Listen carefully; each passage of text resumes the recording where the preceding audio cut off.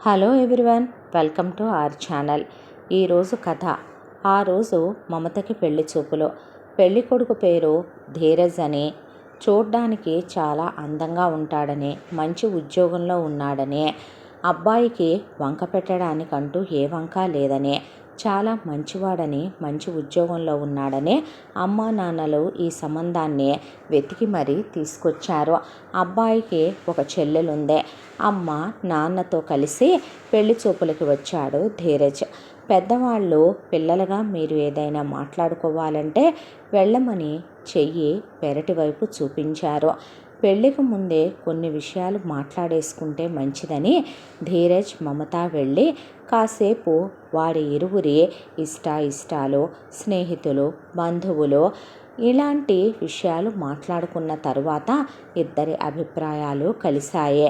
మమత ఒక్క ఆఖరి మాట, నా తల్లిదండ్రులనే నీ అమ్మా నాన్నల్లా చూసుకో చాలు అని అడిగాడు ధీరజ్. అత్తమామలే నా మొదటి బిడ్డలు అనుకుంటాను అంది మమత. దాంతో గుండె నిండిపోయింది ధీరజ్కి.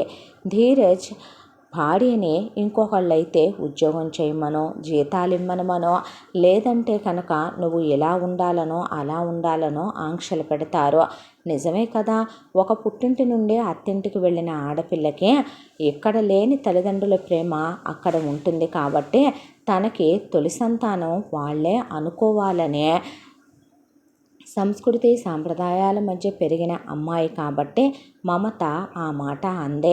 ఇరువైపులా ఇష్టంతో వీరిద్దరి వివాహం జరిగిపోయింది. అత్తారింట్లో అడుగు పెట్టాక తను కూతురు అవుదామనుకున్నా అత్తమామలు మాత్రం తనని ఒక కోడలిగానే చూశారు. అత్తగారు విమల ఏ రోజు తన కూతురు స్వప్నని, మమతని ఒకేలా చూసిందే లేదు, ఆదరించింది లేదు, అక్కున చేర్చుకుందే లేదు, మమతానురాగాలు పంచిందే లేదు. మామగారు కోడల్ని, కూతుర్ని ఎప్పుడూ ఒకే లెక్కన కనీసం పలకరించేది కూడా ఉండదు. విమల మమత చేసే ప్రతి పనికి వంకలు పెడుతుంది. మమతకి అత్తగారి ఆంక్షలు, ఆడపడుచు డామినేషన్ రెండూ తప్పలేదు. ఇక మామగారి దెప్పి పొడుపులు చెప్పేదేముంది. కానీ ఒక ఆడపిల్లకి ఇవన్నీ అత్తారింట్లో తప్పవు కదా. ఇంత దాంట్లో తన భర్త దేవుళ్ళలాంటివాడు, మంచివాడు. ఆయన ఒక మాట అనడు. ఆయన ముందు వీళ్ళు అనేంత ధైర్యం చేయరు. అలాంటి వ్యక్తి భర్తగా దొరకటమే ఒక ఆడపిల్లకి ఈ రోజుల్లో అదృష్టం. ఇక ఇంటి విషయాలంటూ వస్తే ఆడపడుచుకి పెళ్ళైతే అత్తారింటికి వెళ్ళిపోతుంది. ఇక అత్తమామలు పెద్దవాళ్ళు, వాళ్ళ మాటలు ఏం పట్టించుకుంటాం, మన అమ్మ నాన్న అంటే సీరియస్గా తీసుకుంటామా అనుకునే ఇంట్లోనే ఉంటే అనవసరంగా ఒకళ్ళకి ఎదురెదురుగా గొడవలు పెరిగిపోతాయని తనే వెళ్ళి అనవసరమైన గొడవలు ఎందుకు లెమ్మనమని ఉద్యోగంలో జాయిన్ అయ్యి ఒక 10 గంటల కాలం అక్కడ గడిపేసేదే. మిగిలిన సమయంలో ఎటు భర్త ఉంటాడో. తనని ధీరజ్ ముందు ఎవరు ఏమీ అనరు. రోజులు ఇలా గడుస్తుండగా ఒకరోజు స్వప్నని సంబంధం అడగటానికి మమత వాళ్ళ దూరపు చుట్టాలు వీళ్ళింటికి వచ్చారు. బాగున్నారా పిన్ని, బాబాయ్ అని పలకరించిందే మమత. మమతకి వాళ్ళు ఎక్కడో కాలు విడిచిన, వేలు విడిచిన చుట్టరికం. వాళ్ళు కూడా మమతని, మిగిలిన వాళ్ళని పలకరించి వాళ్ళ కొడుకు రాము స్వప్నని పెళ్లిలో చూసి ఇష్టపడ్డాడని, స్వప్నని ఇంటి కోడలిగా పంపమని అడిగారు. రాము వాళ్ళ అమ్మా నాన్నలు ఆగర్భ శ్రీమంతులు. రాము కూడా అందగాడు, చదువుకున్నవాడు, సౌమ్యుడు. పెద్ద వ్యాపారం ఉంది వాళ్ళ నాన్నకి, అది చూసుకుంటున్నాడు. ఒక్కగానొక్క కొడుకు. దాంతో మమత వాళ్ళ అమ్మా నాన్నలు పెళ్ళికి పచ్చజెండా ఊపేశారు. తమ కూతురు ఏనాడు చేసుకున్న అదృష్టానికి ఎంత గొప్ప సంబంధం వచ్చిందోనని వాళ్ళ ఆనందానికి పట్టపగ్గాలు లేవు. రాము ఒక్కడే కొడుకు కాబట్టి పెళ్ళి భారీ ఎత్తున చేసి కోడలికి కూడా పెట్టాల్సిన లాంఛనాలు, నగలు భారీగా పెట్టారు రాము వాళ్ళ అమ్మా నాన్నలు. స్వప్న అత్తారింటికి వెళ్ళిపోయింది. ఆ తర్వాత 2 సంవత్సరాల కాలం ఇంట్లో ఉండే అత్తమామల ఈసడింపులతోనే మమతకి గడిచిపోయింది. ఇన్నాళ్లలో ఆడపడుచుకి ఒక్కసారి కూడా పుట్టింటికి రావాలనిపించలేదు. ఆమె పుట్టింటి ముఖం చూసిందే లేదు. పోనీలే, ఆడపిల్ల అక్కడైనా సుఖపడుతోంది, అంతకన్నా ఏం కావాలి అనుకుంది మమత కూడా. మమత ఉద్యోగంలో మమతకి తన కొలీగ్ సుశీల అనే స్నేహితురాలు ఉంది. ఆమె ఒక్కతే కూతురు అవటం, అత్తింటి వాళ్ళు మంచివాళ్ళు కాకపోవటం, వాళ్ళు భార్య లేని ఆమె తండ్రిని తనతో ఉంచుకుంటానన్న భర్త ఆమె అత్తింటి వాళ్ళు ఒప్పుకోకపోవటంతో ఆమె తండ్రిని ఆమె వృద్ధాశ్రమంలో చేర్పించింది. చూడడానికి ప్రతివారం వెళ్ళొస్తుంది. అలాగే చూడ్డానికి ఈరోజు వెళుతూ మమతను కూడా తోడు తీసుకొని వెళ్ళింది సుశీల. ఒక 3 గంటల తర్వాత ఇంటికొచ్చిన మమత భర్త వచ్చేలోపే అత్తమామలు కొడుకు ఆధారితులే కాబట్టి బట్టలు సర్ది తీసుకెళ్ళి మిమ్మల్ని చూడటం నా వల్ల కాదని వృద్ధాశ్రమంలో జాయిన్ చేసి నిర్దాక్షిణ్యంగా ఇంటికి వచ్చేసింది.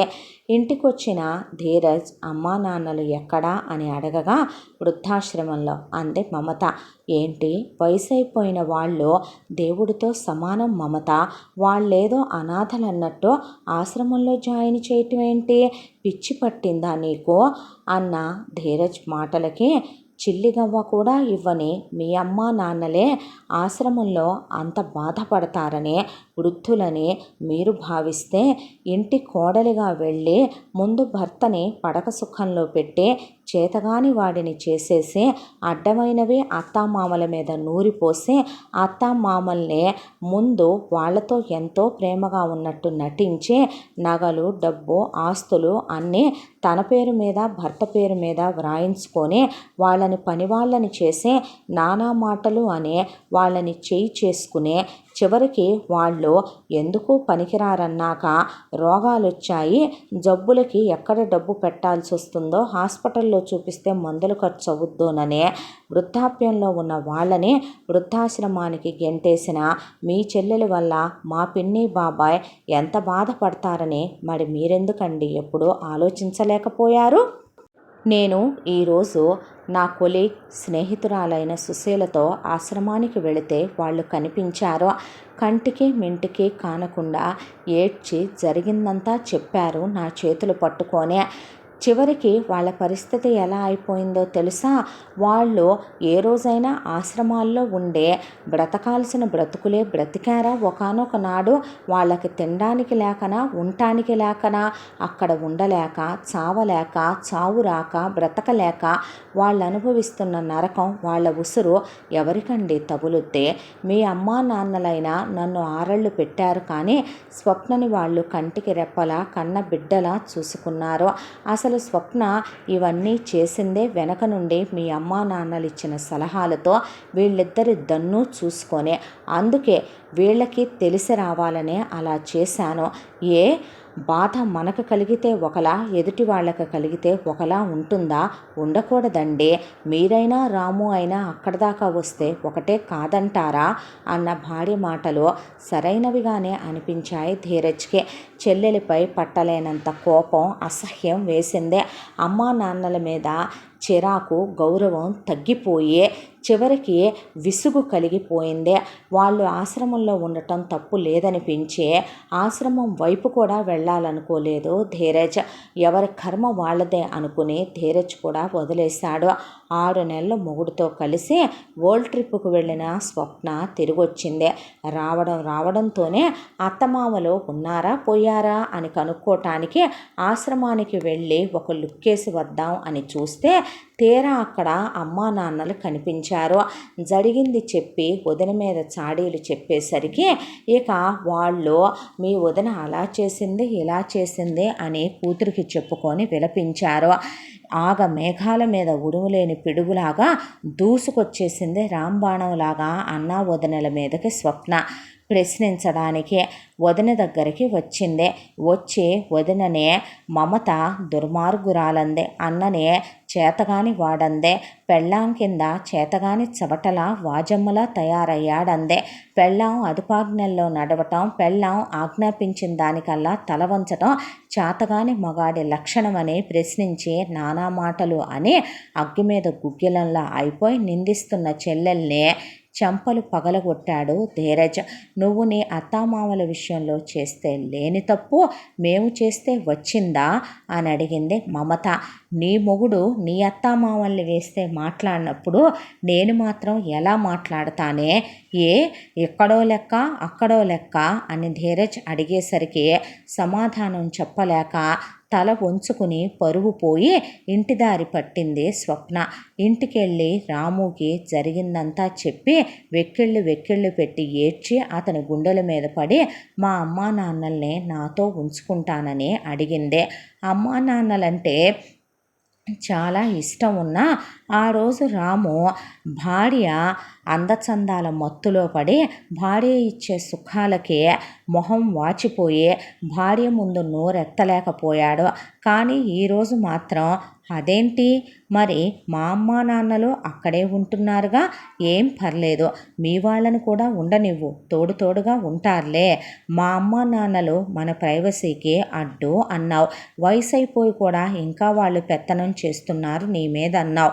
నిన్ను నానా మాటలు అని వాళ్ళు అదుపాజ్ఞల్లో పెడుతున్నారన్నావు. మరి మీ వాళ్ళు అలా కాదా? మనిషికి రూల్స్ మారవు కదా. నేను ఒప్పుకోను, నువ్వు మీ వాళ్ళని ఉంచుకోవడానికి మన ఇంటికి తీసుకొచ్చే అనేసి నిష్కర్షగా చెప్పేసి అక్కడి నుండి వెళ్ళిపోయాడు రాము. కన్నీళ్లతో అమ్మా నాన్నల దగ్గరికి వెళ్ళి జరిగిందంతా చెప్పి బావురుమంది స్వప్న. తప్పే ఉందమ్మా, నీ అత్తామామలు పుణ్యాత్ములు, వాళ్ళనే మేమే అలా చెయ్యమన్నాం, హింసలు పెట్టమన్నాం, తిప్పి మాకే వచ్చింది ఆ నరకమంతా కూడా అంది విమల. ఇంటి నుండి మమతానురాగాల నుండి కొడుకు నుండి దూరంగా ఉన్న ఈ 6 నెలల్లో మేము నీ అత్తామామల విషయంలో ఎంత తప్పు చేశామో తెలిసిందన్నాడు తండ్రి ధనుంజయ్. మంచి కోడల్ని ఏనాడు మేము అర్థం చేసుకుందే లేదు. మా కోడల్ని నరకం పెట్టి బాధ పెట్టింది మేము. నీ అత్తామామల్ని గుండెలు పగిలేంత నీతో క్షోభ పెట్టమని చెప్పింది మేము. అల్లుణ్ణి చేతగాని వాడిని చెయ్యమనమని, నీ అదుపాజ్ఞల్లో పెట్టుకోమని, ఆస్తంతా నువ్వు దక్కించుకోమని వాళ్ళని గెంటేయమని చెప్పింది మేము. మా ఈ పాపానికి నిష్కృతి లేదు. నువ్వు మీ అత్తామామల్ని కాళ్ళు పట్టుకోనైనా తీసుకెళ్ళే అమ్మా నాన్నల్లా చూసుకో. మేము మీ అన్నయ్య వదిన కోసం 1000 కళ్ళతో ఎదురు చూస్తూ ఉంటాం. వాళ్ళ కాళ్ళు పట్టుకొనైనా వెళ్ళి ఇక నుండైనా బుద్ధి తెచ్చుకొని బుద్ధిగా ఉంటాం అని చెప్పారు విమల ధనుంజయ్ స్వప్నకే. దాంతో స్వప్న అత్తామామల కాళ్ళు పట్టుకొని క్షమాపణ అడిగింది. ముందు వారు రావడానికి నిరాకరించిన తరువాత పెద్ద మనసుతో ఒప్పుకున్నారు. వాళ్ళని ఇంటికి తీసుకెళ్ళిందే. సొంత అమ్మా నాన్నల్లా చూసుకుంటోంది. హాస్పిటల్కి తీసుకెళ్ళి అన్ని ట్రీట్మెంట్లు చేయించిందే. స్వప్న ఇప్పుడు నిజంగానే మారినందుకు రాము నిజంగా చాలా సంతోషంగా ఉన్నాడు.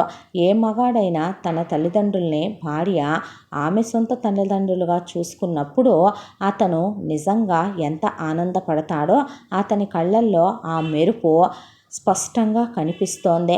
ఆ ప్రేమ ఇప్పుడు ఇంకా అపురూపంగా అనిపిస్తోంది స్వప్నకే.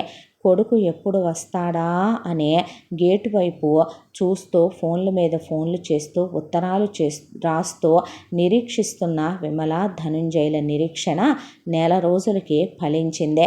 భర్తని తీసుకుని మారిన అత్తమామల కోసం వచ్చింది మమత.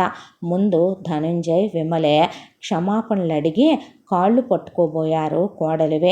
ఇన్నాళ్లుగా మమతని వాళ్ళు నానా నరకాలు పెట్టినందుకు, నానా మాటలు అన్నందుకు, కొడుక్కి తెలియకుండా ఆమెను ఎన్నో హింసలు పెట్టినందుకు. చచ్చా, మీరు నాకు క్షమాపణ చెప్పటం ఏంటి అత్తయ్య, ఏంటి మామయ్య? ఎప్పుడూ మిమ్మల్ని నా తొలిబిడ్డలే అనుకున్నాను. పిల్లలు తప్పు చేశారనో, మారం చేశారనో, పిల్లలు మన్నేదో బాధ పెట్టారనో మనం వాళ్ళ మీద పగా కక్ష పెట్టుకొని సాధిస్తామా? మిమ్మల్ని మార్చాలనే ఇదంతా చేశాను. ఆడపిల్ల ఒక ఇంటికి వెళ్ళిన తర్వాత ఆడపిల్లే కానీ మన పిల్ల కాదు. కష్టాల్లో స్వర్గాల్లో నరకాల్లో ఉన్న పిల్లనే అనుభవించమని వదిలేస్తారు చాలామంది పుట్టిళ్ళ వాళ్ళు. అలాంటిది స్వప్న జీవితంలో అన్నీ బాగానే ఉండేవే. మీ పెంపక లోపం వల్ల తను అహంకారిగా తయారైందే. మంచి భర్త అత్తామామలు దొరికినా అర్థం చేసుకోలేకపోయిందే. తన జీవితాన్ని తనే నరకంగా మార్చుకోబోతోంది. ఏ మగాడైనా ఎంతవరకని భరిస్తాడో? భార్య మీద మోజున్నంత వరకే ఆమె చెప్పినట్టు వింటాడు. తర్వాత తను తప్పు చేశానని రియలైజ్ అవ్వటం మొదలు పెడితే ఆ భార్యనే వదిలేయాలనుకుంటే ఆమె జీవితం ఏమవుతుందే? భర్త లేని ఆడదే ఎంత చులకనో ఈ సమాజంలో తల్లిదండ్రులుగా మీరు ఆలోచించలేకపోయారో అందుకే ఇలా చేశాను అని చెప్తున్న కోడలి ఔన్నత్యానికి ఆకాశమంత ఎదిగిన ఆమె మనసుకి తలదించుకోక తప్పలేదు విమల ధనుంజయలో.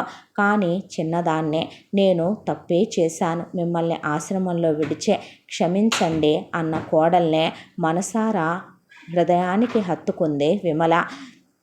క్షమించమ్మా అని చేతులు పట్టుకున్నాడు మామగారు. నలుగురు కలిసి ఇంటిదారి పట్టారు చాలా సంతోషంగా. భార్య ఔన్నత్యాన్నే, భార్య గొప్పతనాన్నే పెళ్లి చూపుల్లో చాలా తక్కువ అంచనా వేశానని, అలాంటి అమ్మాయి భార్యగా దొరకటం తన పూర్వజన్మ సుకృతమని పొంగిపోయాడు ధీరజ్. జీవితం అద్దం లాంటిది. ఎదుటివారికి మనం ఏమిస్తామో తిరిగి మనకి కూడా అదే వస్తుంది. ఎంత మంచి కథని మనకు అందించిన కథా రచయిత్రి సాయి లలిత గారు.